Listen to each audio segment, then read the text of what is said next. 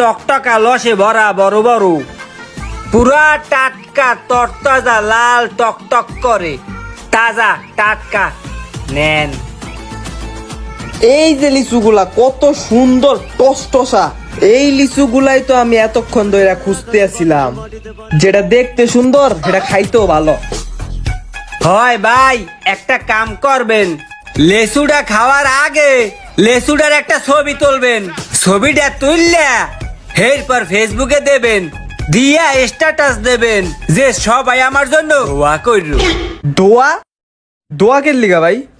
দোয়া কির ফান্নে, হ্যাঁ বোঝেন নাই?